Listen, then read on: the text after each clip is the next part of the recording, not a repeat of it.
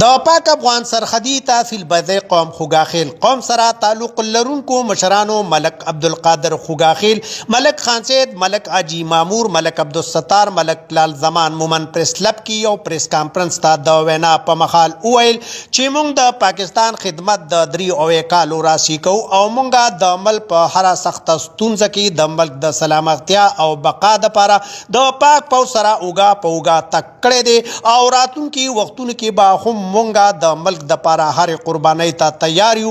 خوګاخیل قوم ته د حکومت له طرفه هغه ټول مراعات ورکول کیږي کوم چې د ضلع مومن نورو قومونو ته حاصل دي. دوی ویل چې 2 کاله مخکې زمونږه قومي شناختی کارت، پاسپورت او ویریفیکیشن باندې بندیز لګولې شوی دی. مونږه د انارګي لارې د پرانیستو په شمول د دې بندیزونو د حکومت او سکیورټي فورسز د اعلی چارواکو نه د ختمېدو غوښتنې کوو، ځکه چې د انارګي لارې د بندیز له وجې ولس د کوټې او تورخم په لاره تګ باندې مجبور دي چې ډیر زیات مشکلات لري. دوی وویل چې د ګلسل لاره دی هم د تجارت دپاره کولاو کړی شي.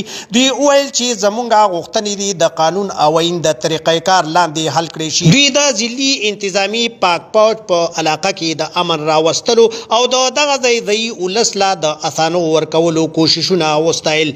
ملک خان سید، ملک عبدالقادر خوګاخیل د مومن پریس کلب صدر مشترم خان ته قوله لونګۍ په سر کړه او دوی ته مبارکي وویله. مومن میډیا هاوس نیوز ضلع مومن.